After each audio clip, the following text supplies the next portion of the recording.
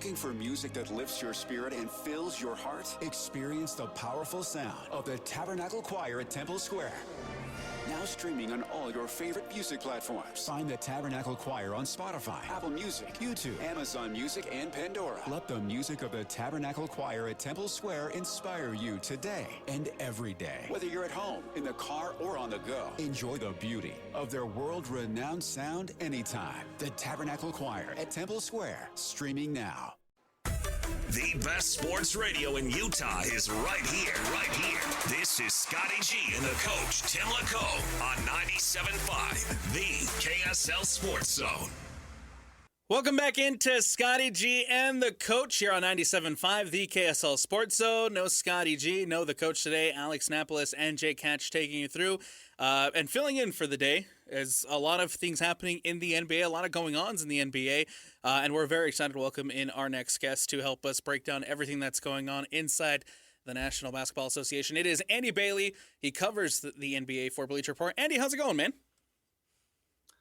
It is going pretty well. I appreciate you guys having me. It's been a wild couple of days, huh? Oh, absolutely. And of course, we have to start with the big trade that happened just yesterday, and that is that Jaylen Brown is now going to the 76ers in exchange for Paul George and a couple of picks. And just your initial reactions to that, and if Jaylen Brown can put the 76ers over the top of it and to where they want to get to go. Yeah, I mean, that was the biggest news of the day, and I was handling a live blog for Bleacher Report at the moment it broke, and our protocol so far this free agency period has been, just quickly get out grades for whatever move happens. Get it out in 5-10 minutes, whatever you can do.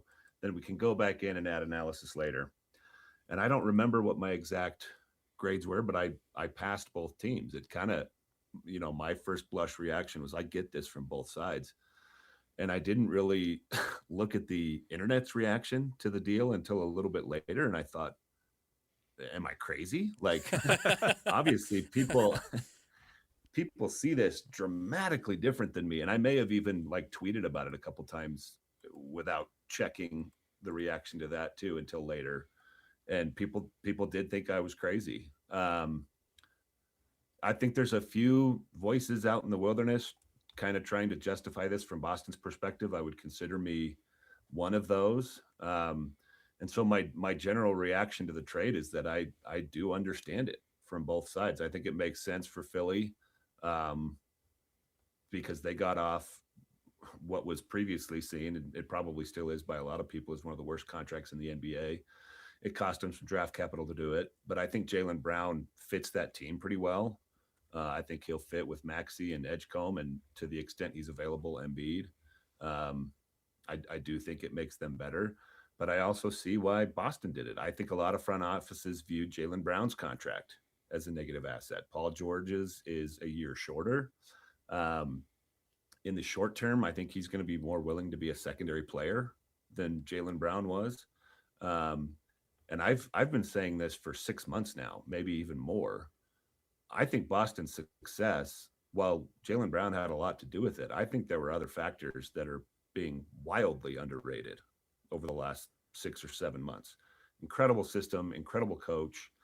And I think Tatum's going to they just won 56 games with Brown in an awesome system. I think Tatum's a better player. And so I don't think it's crazy to think that he'll replace what Jaylen Brown did last season. And now they have Mitchell Robinson. If George is healthy, I think he'll help a little bit. I can totally see the logic from both sides. Now, Andy, the East has had a bunch of teams making moves here because you have that move with Jaylen Brown. You move Kawhi Leonard to Toronto. You have Giannis going to Miami. Washington obviously has Trae Young and AD for the time being with AJ DeBonsa. Who's the class of the East right now, in your opinion? Is there one team that stands out above everybody else? It's definitely better, and I think it was better last year than it's historically been. One of my sort of pet takes for years now is it's kind of unfair how much better the West is than the East. Yeah, and everybody I think knows inherently that it's true. There's a divide between those two conferences, and some years it feels like varsity versus JV. but it's really a pretty huge competitive advantage for teams in the East. And I think it's starting to sway a little bit over the last 2 or 3 years. And like you said, some of these teams are really, anteing up here. Like I think the Raptors could be really good with Kawhi Leonard in place of Brandon Ingram. They didn't really have to give up a ton either. It reminds me so much of the DeRozan trade when they got him last time. He's obviously 7 years older, so that's a big deal. But I think they've got a great foundation around him. I think Boston's still going to be good. I know I'm kind of alone in this, but I think they're going to win 50 plus games. If I had to make a pick, like this is the team I think is probably the best, I'd still go with the Knicks. They now have a ton of playoff experience between that core. I think that starting lineup fits together so well. It'll be interesting to see exactly how they fill out their supporting cast, because I think Mitchell Robinson was super important, and he's obviously not going to be there. But they did re-sign Shamet, and I think there's a pretty popular line of thinking now that you can piece together center minutes without spending a ton of money, which kind of defies what's happened in free agency the last few weeks, because those are really the only guys getting paid. Miami will be good. I don't know if I put them on like the same level as the Knicks, but obviously Giannis and Bam are going to be ridiculous defensively. I think they got some stuff to figure out on offense, but they're adding shooting, which is exactly what they needed to do in the wake of that trade. So lots of smart stuff happening in the East, which again is kind of a departure, because the gap between the two conferences for almost 30 years now has been pretty huge. Taking a look at the big move that happened here locally, of course, is Walker Kessler and his situation. Was going to be a restricted free agent heading into this offseason. And then yesterday, early in the morning, the news breaks that, of course, the Utah Jazz will be moving on from Walker Kessler via signing trade with the Los Angeles Lakers. Just ultimately, what you make of that move for LA, and is Walker Kessler the answer that they've been looking for at the 5? I'll start first with Utah. I've written a lot of words about the Jazz over the last couple of months, and there was always sort of a throw-in line about, or I'm just kind of operating under the assumption that Walker Kessler will be there. He's a restricted free agent. One of my favorite numbers for the Jazz is that over the course of this whole post-Gobert and Mitchell era, they've lost a lot of games, but they actually have a positive point differential when Markkanen and Kessler were on the floor together, which is kind of remarkable. And so I thought, if they're ready to turn the corner and start being competitive, Kessler's a great starting center for that. It could be kind of weird to figure out like the rotation. Are we going to play Markkanen at 3? Is Jaren Jackson exclusively a 4? But I figured they would just sort through those issues. When I saw they re-signed Yusuf Nurkic was the first time I had some pause. I thought, okay, maybe they are bracing for Walker Kessler's departure. I still thought they would re-sign him. And then when the news came out that it wasn't just LA signing him, but it was a trade, I immediately thought there's just no way Utah could have turned this down. They're already pretty deep in the front court. I mean, we talk about Markkanen, Triple J, and Nurkic. I think Kyle Filipowski has shown a decent amount in the last couple of years to suggest that he can be a rotation player. And I think what a lot of people are maybe underrating is there's also a decent amount of young talent in the backcourt with Keontae George and now Darren Peterson, that it may shift some guys down a position. Like I think Ace Bailey might have to play more 3 and probably not 4, but at least more 3 than he did last season. And that makes your front court a little more crowded too. So the like sheer basketball part of it, it's not that hard to swallow losing him, I don't think. And then you throw on top of it all the draft capital. That part of it honestly kind of blew my mind. Walker Kessler's a great rim protector, great rebounder. He only played 5 games last season. He's been on a losing team his whole career. That level of commitment to him really surprised me. And at the same time, like I can kind of see LA's justification for it. I do think it was an overpay, but they had to overpay to overcome restricted free agency. Luke is going to make him better. I think he'll make offense super easy for Walker Kessler. He's a massive upgrade over Ayton defensively.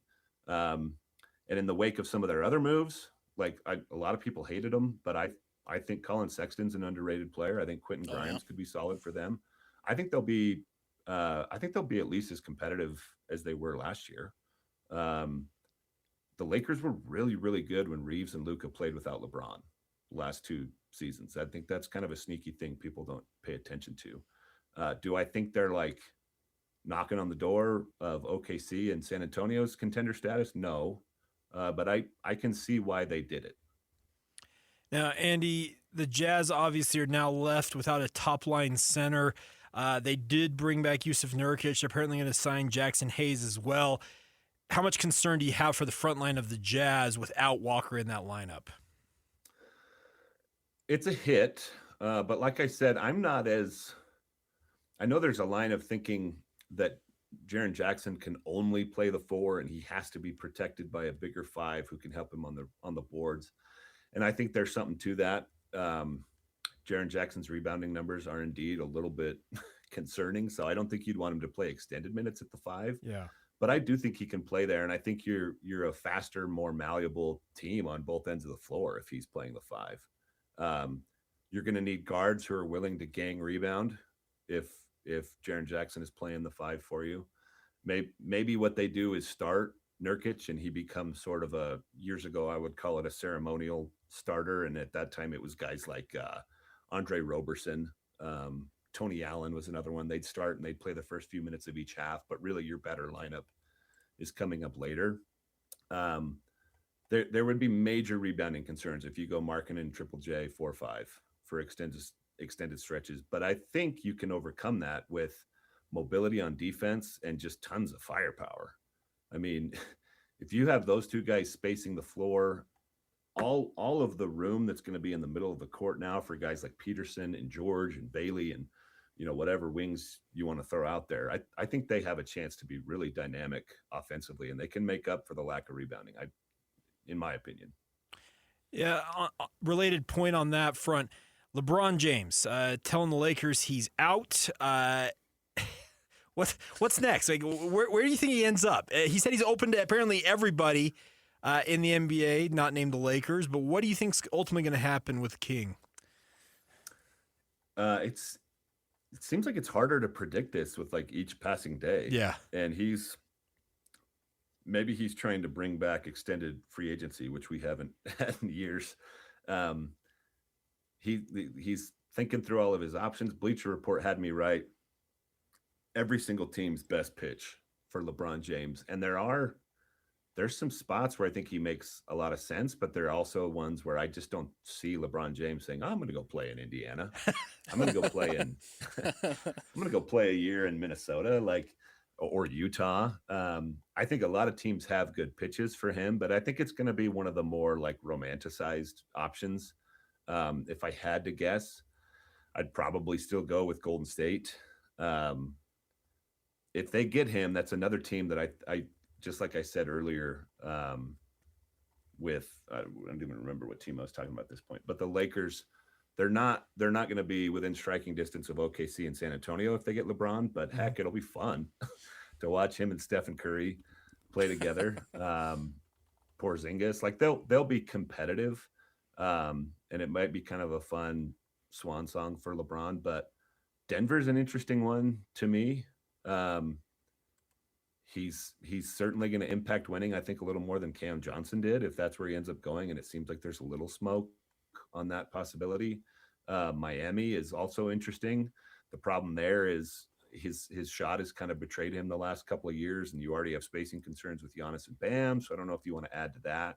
Cleveland is fun just because it's Cleveland and, it's the hometown reunion and all that's cool. So there are some good options from a narrative story purpose. And like I said, if I had to guess, I'd probably go Golden State, but the best basketball fits for him are elsewhere. Okay. Think about a team that could use his leadership and his playmaking and has a need at the 3. That's Minnesota. I think he would fit in there perfectly. And Anthony Edwards and LaMelo Ball could learn a lot from him, but that's just, I feel like the chances of him saying, yeah, I'm going to sign up to play in Minneapolis for my last year, they're not high. Okay. Sorry, Minneapolis. I don't know how many Minneapolis listeners you guys have. So you had to write 29 pitches, essentially. Is that what we had to do? Yeah. So and what would you? Some of them are jokey because I was gonna say so. He's not gonna go there. Okay. So what was your pitch in the case of the Utah Jazz? I just wanted to get. Okay, let's see. I want to make sure I get this right for you.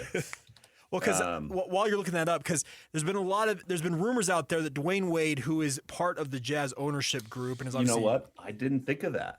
That's a great point. But it's been rumored in the past that Dwayne could exert influence on LeBron, and people said, well, could he bring him to Utah?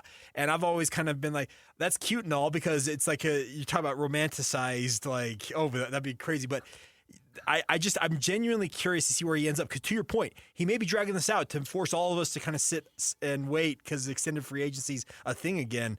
But it is interesting the longer this goes where he ultimately lands. But yeah, sorry. So what was the Jazz pitch? What?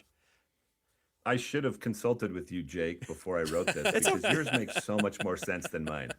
And I didn't even fully believe this as I wrote it. But the pitch was, that's awesome. Let's give a rabid fan base, which is the Utah Jazz, one of the best fan bases in the NBA. Let's give them their first title. And I'm pretty sure he'd have to play there for more than a year to get the Jazz their first title, because they're probably not ready to win it now. But it's another team. I wrote kind of a similar take for several teams, and I think it's in here somewhere with Utah. It's another team where he wouldn't have to carry like a huge load. Got it. Like Keontae George and Darren Peterson are going to do a lot of the perimeter playmaking.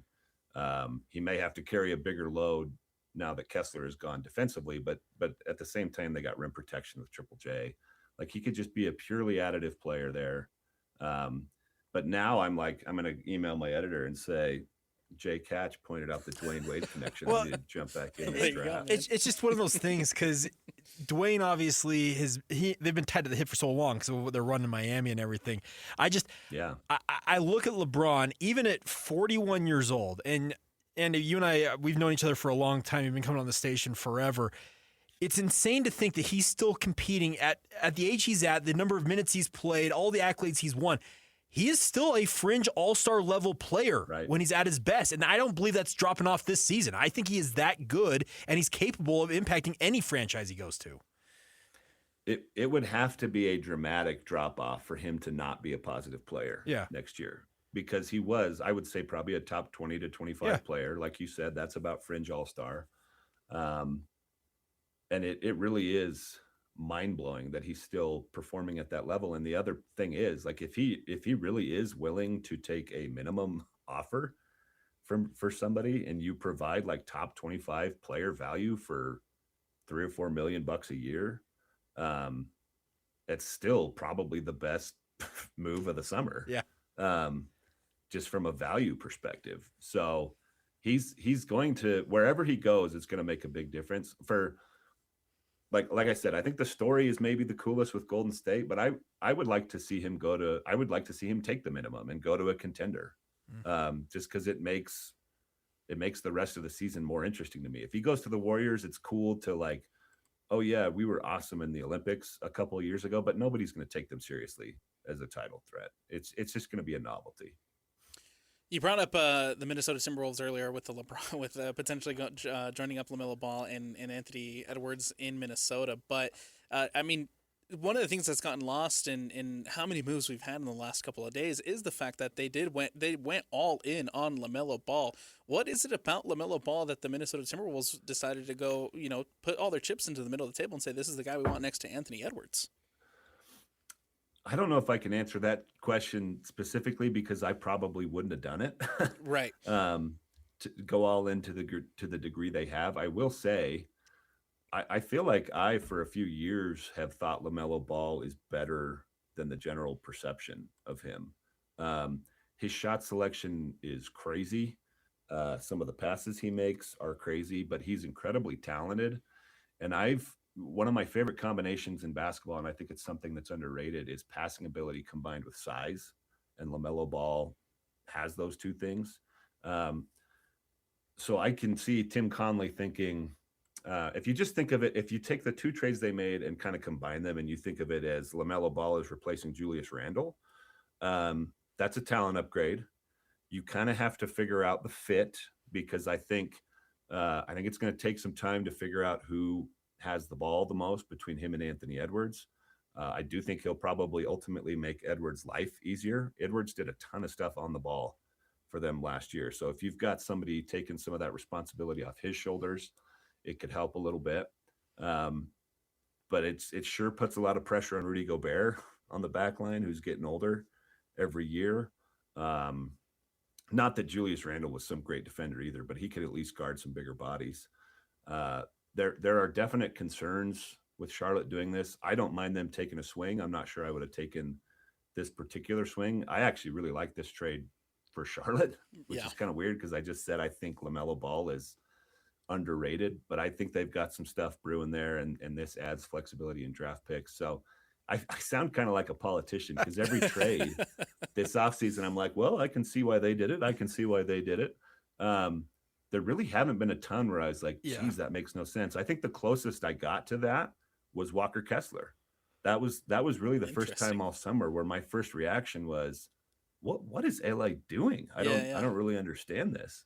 Well, I kind of get it more now that I've had some time to sit with it, but that's the closest thing I would say to like, I'm a little worried about that one. Okay, Andy. So you're no stranger to playing in summer league runs, apparently, as I understand it. I had a conversation with one of the media members here the other day. Apparently the Vegas Summer League this year is going to have some epic media runs. Are you going to be part of that? Man, I'll be honest. I was thinking about skipping Summer League for the first time in years, but now you have piqued my interest. I've heard, because I've never played in them. I'm nowhere near the level of players that trust me. We're talking like the Tony Jones of the world and whatnot. Oh, don't shortchange yourself, Jake. No. I can't hang with you guys. But I was talking, and they're like, apparently the big guns of the media are going to show up in Vegas, and they're expecting some pretty incredible runs here, Andy. You know. Okay, well, it's time to. Here's another email to send to my editor. It's time to apply for that summer league. I need to go to Vegas now. Sorry, on short notice. Yeah. I may have to look into it. The last, I've had some good media runs. Yeah. I would say the most legendary one was me and Tony one time, and I think it was in Utah. We were running the pick and roll like Stockton and Malone, just the races inverted. Oh, that's awesome, man. He is Andy Bailey. You can catch all his work. He covers the NBA for Bleacher Report. Andy, thanks so much for taking some time to join us today, man. We really appreciate it. Thanks for having me, guys. Always fun to chat. Absolutely. There he is again, Andy Bailey, covering the NBA for Bleacher Report.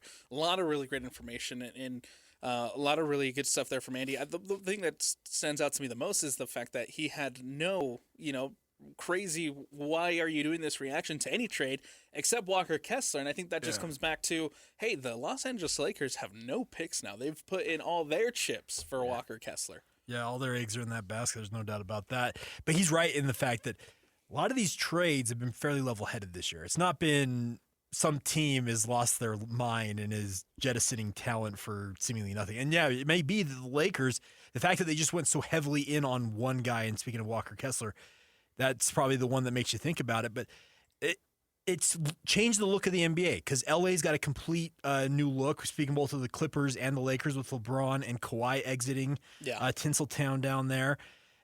I'm very curious to see what the NBA looks like this coming season, and I hope that it delivers. I hope that the teams that the players that these teams have added are who they hope they are, and it lends itself to a competitive year. Absolutely. I think, if you would have asked me on Monday or even, last Saturday, and you would have told me, were the Jazz going to be better than the Los Angeles Lakers heading into this next upcoming season? And again, operating under the assumption that Walker Kessler was going to be a part of this Utah Jazz roster was, absolutely. Yeah. They were absolutely going to be better than the Los Angeles Lakers. But now it's, hey, let's take a look and see how this plays out, because there not only is now there's questions defensively for the Jazz, and rim protecting for the Jazz, but also it's what can Walker Kessler and Luka Doncic do, and I think that's what everybody's looking forward to, and what this next iteration of the Los Angeles Lakers is going to look like. Well, and Andy kind of pointed out that Jazz, the players not playing center for the Jazz are going to have to make up for the lack of a center, but that, guess what? You can only work with what you've got, and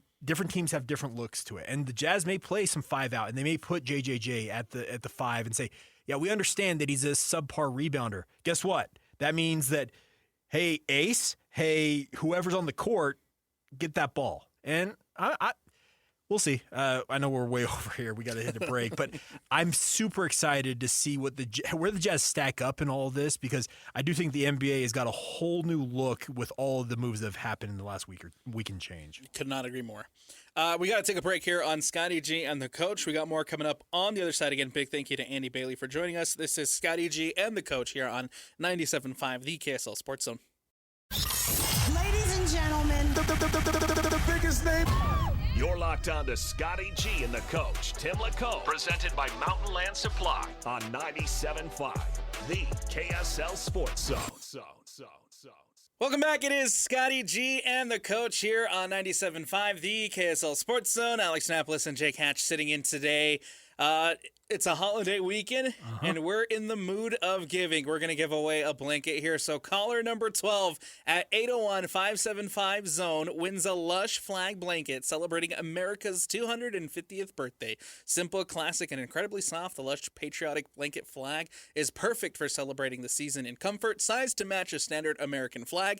It also includes an exclusive America 250 Minky Couture label created to commemorate the nation's semi-quincentennial celebration. Features the patriotic flag design on both sides of the blanket for a complete look from every angle. So call in now for the Minky Couture American flag blanket. Caller 12 at 801-575-ZONE. That's 801-575-ZONE. Excited for the... Have you seen these blankets? Yes, I've seen them. They look really, really nice. My wife is a Minky fanatic. Yes. And I'll just put it this way. That's going to be joining the collection soon, I think. Well, if you wanted to join your collection, again, that's... I think I'm ineligible, though. Call in now. Lloyd's going to be giving away one of those Lush flag blankets celebrating America's 250th birthday. Let's get to the good, the bad, and the ugly. It's time to saddle up and talk about the winners and the losers. This is the good, the bad, and the ugly. Now, here's the good.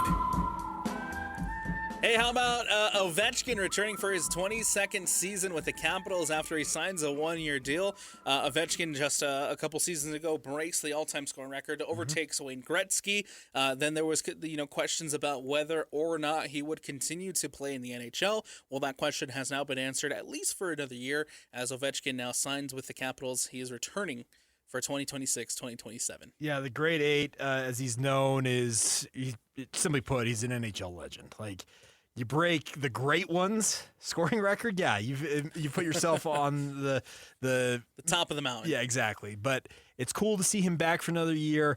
Ovi, as people call him out there in the nation's capital, he's been a fixture. He's had 22 years in the NHL. And the crazy thing about this, Alex, it was pointed out a while ago that he was impacted by that NHL lockout that cost him an entire season. Mm-hmm. He would have actually, based on how his career unfolded, broken that record earlier and probably would have been over, just way over the horizon almost from Wayne Gretzky, without some of the seasons and games that he has missed due to things that were outside his control. Last season, he had 32 goals and 32 assists while playing in all 82 games. He finished the season with 929 career goals in 1,573 games, and of course, passing Wayne Gretzky last year for the most regular season goals in NHL history. Now he's back for another year, and so the question is, Jake Hatch, who hangs it up first, Ovi or LeBron James? Because now both of the legends in their different sports coming back for another year. Okay, I have a caveat to this. Are we talking like hangs it up first, like as is done, like actually is done playing the sport? Yes. LeBron. Because here's the deal: Ovi can go back to the KHL. He can go back to Mother Russia, and he can play for a while. Jaromir Jagr, who is an NHL legend in his own right, if I'm not mistaken, until it was recently his last season, was still playing in his native Czechia, or I think he's from Czechia, where he owned like the team and whatnot, but he was still playing. People are like, "Hey, when's Jagr going to be in the NHL Hall of Fame?" Well, you actually got to be done playing hockey to be able to be put in the Pro Hockey Hall of Fame. He's not. At least he wasn't done until I think it was last year when he finally announced. He was like 50 plus years old. Right. I'm not saying that's how long Ovi is going to go for, but if you're talking about guys, they're done playing their sport, it's LeBron, in my opinion. There you go. That is your good. Ovechkin returning for his 22nd season with the Capitals on a 1-year deal. Let's get to the bad. Now the bad. How about this, Jake? Tim Hardaway Sr. says that his son can't wear his retired number after his deal with the Miami Heat. Yeah, so Tim Hardaway Jr., obviously, he's had a good run in the NBA, all things considered. Considering his dad, Tim Hardaway Sr., was a pretty darn good player in his own right.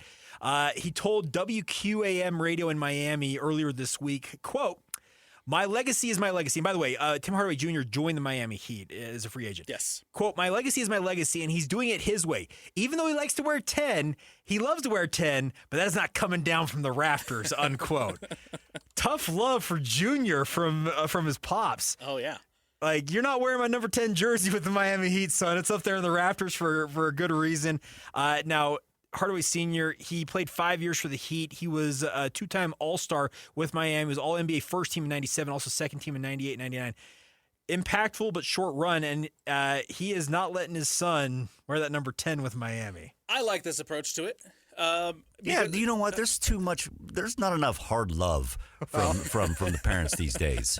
I think we've gotten soft as a whole as a community. Yeah, like come on. The way that you didn't earn anything. Exactly. The way that I see it is, and two, is looking at it as, hey, you might be junior, but you have to go out and carve your own legacy as well. Have you guys ever heard Shaquille O'Neal's message to his own children about his money that he's made like in his life? I think I've heard it, yes. So Shaq, obviously, I'm assuming it's in the same vein as like Jackie Chan. What'd Jackie do? I don't know. Well, he doesn't give his son any of his money. So, from, no. It's like, no, sorry, I worked for this in movies. You not getting this. Shaquille O'Neal has said that he's told his children, like, 'cause they'll be like, "Hey, Dad, we're rich," and his exact words are, "No. I'm rich. I did the work. I have put the time in. You have to go out and do your own thing." And I honestly, I kind of respect it because you're right. We have LeBron James announcing he's leaving the Los Angeles Lakers conveniently the day after his son's $2.3 million contract with the Lakers gets guaranteed. Yeah. Hey, now I'm sure Pops will like hook him up with a house or whatever, something like that. Yeah. But guess what? You're not just going to be able to sit there and just not work and just like, here, you're not going to have an allowance every month. Here you go. No. Yeah. Sorry, you got to get a job. You're not just going to sit there and do nothing. You're going to be a bum. Yeah, and Hardaway Sr. said, when it's up there, you want it to stay up there, and you don't want nobody to touch it. I love him. I love him to death. I'm happy for him. Now he's going to his hometown team, and I've never done that, so I'm happy he's doing it. But no, he can't wear number 10, unquote. Hardaway Jr. has agreed to the 1-year deal, $6.5 million with the Miami Heat. That was back on Tuesday. Mm-hmm. And again, I do like this approach from Tim Hardaway Sr. Because you mentioned it too. Tim Hardaway Jr. He's carved out his own little NBA career, and maybe he hasn't gone to the levels that Senior did, but regardless, I do like that Senior's approach to this of, hey, you got to go out there, you got to do your own work, and you got if you want your number up there, you have to create and carve out your own legacy. You can't just because you like to wear the number 10 doesn't mean that you will be handed the number 10 and you will be handed that legacy. You got to go out there and you got to work for that your own legacy. And to credit to Tim Hardaway Jr., I'm reading this in the story. He has dealt with these jersey conflicts before. As the number 10 has been retired by the New York Knicks. Some guy named Walt Clyde Frazier, you recall that? No big deal. And Detroit Pistons legend Dennis Rodman. They both wear the number 10. Those 10s are retired by those two franchises. So he's going to apparently wear the number 11. So yeah, he's dealt with this before. And I also don't think that Hardaway Jr. walked into the Miami Heat with negotiations. But hey, by the way, I want the number 10. You see that number 10 up there? I want it. But no, come on. No, I don't see that. You can't. If he's carved out a better career for himself, then maybe you can, maybe that can be a conversation to be had or whatever. But as of right now, it's you got to go out there, you got to prove it. Yeah, you got to earn it. Tim Hardaway Jr. He is now 34 years old. Jeez, time flies, man. Absolutely. He has played. I'm trying to see how many seasons he's played now overall in his career. But the thing is, he has, as you mentioned, he's played for 5 different teams. Nuggets, Mavericks, Hawks, Pistons, and Knicks. Good for him. He's played well over a decade at this point in his career. he's made good on because a lot of the PK likes to riff on this, the nepotism in the NBA, dads getting their kids jobs. Well, some guys flame out. To Tim Hardaway Jr.'s credit, he's made a decade plus, 13 seasons in the NBA. You take it. He's still there. Yeah. Hanging strong. All right, let's get to the ugly. And of course, the ugly. All right, now the brother of Baltimore Ravens defensive lineman Calais Campbell has been charged with murder after police found their 71-year-old mother dead at a home in Atlanta during a welfare check. His family told police he struggled with mental illness, and this is just a bizarre, sad story. You never want to see these type of stories. You never want to see these type of headlines. And our thoughts, man, are out with Calais Campbell. This is not good. Yeah, it's a really sad story. Apparently, his brother, I think it's Sierra Campbell, he's been booked into Fulton County Jail. Apparently, he's had major mental health issues and horrific stuff. Calais Campbell has been in the NFL. I think this is his 20th season upcoming. Yes. It might be 19 or 20. But you never want stuff like this to be happening, especially when it involves the mother of this. Just horrific scene, horrific stories. Police records saying that they had received 9 different calls for service to that address in September for a variety of reasons: fight in progress, suspicious person, an earlier welfare check, and has just a really, really sad end to this. And it's really sad because you never want to see stuff like this hit the police blotter. Absolutely not. And again, our thoughts are out with Calais Campbell. Loved, watching his career unfold, and longtime Arizona Cardinals, been bouncing around from teams here and there for the last couple of years. Great to see that he's still in the NFL and still going strong. He is one of the few players that is still older than me that's still playing football. There you go. There's not very many of those anymore. There you go. But hopefully this gets resolved, and hopefully that the family can move forward after a tough story. Yeah. Again, really tough story. All right, we will take a break. On the other side, when we come back, we'll jump into we'll jump into the World Cup of Soccer. We got the 1 minute coming up. 30 seconds. 30 seconds coming up here. On the other side, when we return, it is Scotty G and the coach on 97.5, the KSL Sports Zone. As the Mammoth and the Utes, Cougars, and Aggies. When it comes to sports in Utah, we've got you covered. This is Scotty G and the coach, Tim LaComb, presented by Mountain Land Supply on 97.5, the KSL Sports Zone. 9 minutes plus stoppage time to go. So this run-up is telling me more power. Look at how Vassal's giving up the entire right side of his goal. Tillman! It's in! Malik Tillman! 2-0 United States! Welcome back in. It's Scotty G and the coach. You're on 97.5, the KSL Sports Zone. Alex Napolis, Jake Hatch sitting in today. And there you just heard the second goal of last night's U.S. men's national team win over Bosnia. The U.S. men's national team moving on, Jake Hatch. They are. What do you make of the red card? Heard around the world. Wait, are we going to do our timer thing here? Yeah, we got to do the timer. We got to do first. it. Okay, sorry. Sorry. I'm going to step aside. Go ahead. Yeah, hold on. Ready? And it's going to go right now. So yesterday, the United States men's national team with a 2-0 win over Bosnia and Herzegovina. Flo Balogun got the scoring started in the 45th minute as the U.S. men's team led 1-0 into the halftime break. And then in the second half, Flo Balogun sees a red card. He's sent off with 64 minutes. So the U.S. men's national team have to hold on for the remainder of the match, playing down a man. However, though, the pressure was kept. The U.S. men's team kept rolling, and Malik Tillman scores off a direct free kick in the 82nd minute to make it 2-0, and the U.S. hold on. I was right at the buzzer. Well done. Absolutely, always. I'm sorry, you're going to lose time if you pull stuff. This red card thing is so ridiculous. I have lost all respect for soccer, FIFA. Sorry, just not doing it. I actually started to buy. I'm like, oh, this is really cool. Yes, go USA. But come on, now they're going to be playing without one of their stars for their next match. Right. This is insane that this can't be appealed. And it could get worse. You're gonna lose Americans that don't want to watch the sport. I'm sorry. Did you see the report from ESPN? No, because I'm not reading anything that says soccer anymore. Sorry. He's facing longer than just a one-match ban. Wow, that's awesome. FIFA, apparently you can't appeal anything. That's cool. Yes. Really, what an awesome sport. But FIFA apparently is also considering giving him a longer ban than just the one match, which I think is completely outrageous. That is. But FIFA is just crooked. Let's just say it. yes. It's crooked.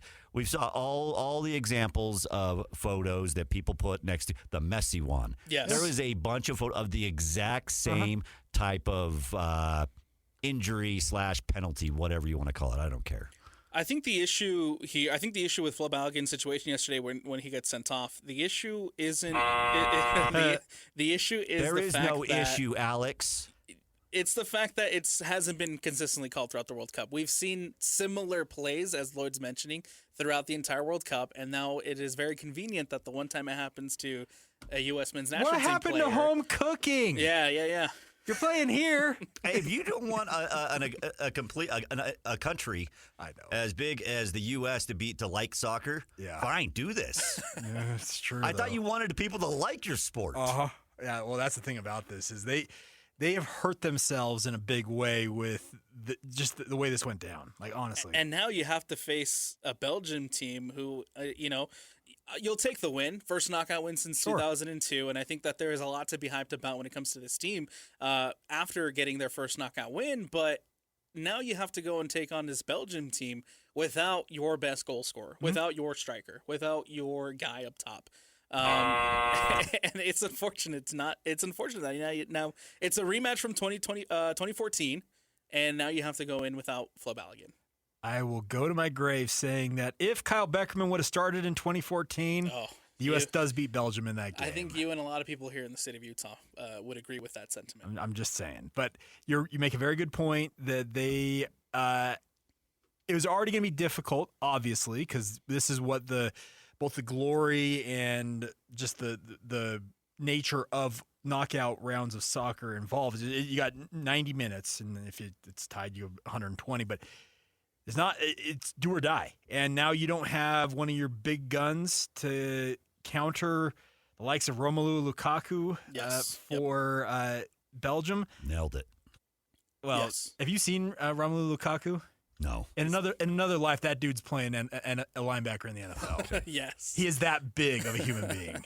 I think the good news that I guess the good thing that U.S. men's national team fans can hold on to and take into this game against Belgium is the fact that Belgium haven't been at their best. No, they had a furious. It was at 2-0 in the 85th. They were down 2-0 in the 85th minute to Senegal, which credit to Senegal. Like, they have a really good attack, but for Belgium to be down and not playing well, I think that should serve as a little bit of hope for. And by the way, Senegal's got to be feel hard done by that penalty call. Absolutely. For that round of 16 matchup for the U.S. men's national team, again coming up on Sunday, 5 o'clock or 6 o'clock kickoff on Monday. Now, just real quick, today's schedule. If you are looking, for some more, Lloyd, you're gonna love this footy. You do have Spain, Austria. That goes here in about 4 minutes. They're the first one of the day. Portugal, Croatia, and then Switzerland, Algeria. So those are the 3 matches today as the round of 32 continues. But to your point, it's good to see U.S. men's national team advance. And now you just got to hope that you can go to Seattle and you send Belgium home and make the quarterfinals. That crowd in Seattle, man. It was insane against Australia. I'm very, very excited to see how that crowd looks like coming up on Monday against Belgium. Let's get back to football. Let's get back to football. It is Big 12 Media Days coming up next week. Also, yesterday, the Utah State had a celebration to welcome in a new era of the Pac-12. So we'll hear from Bronco Mendenhall, and we'll replay some of that conversation yesterday with Scotty and the coach, and then we'll also jump in. We'll talk Big 12 Media Days, what to anticipate as we look forward to a new football season. That's coming up next here on Scotty G and the Coach. It's 97.5, the KSL Sports Zone. Make game day yours. Tickets, food and drinks, stats, and streaming. Everything you need is in the Utah Mammoth app. Download today and make game night easy. Download on both Android and iPhone. Tusk, top.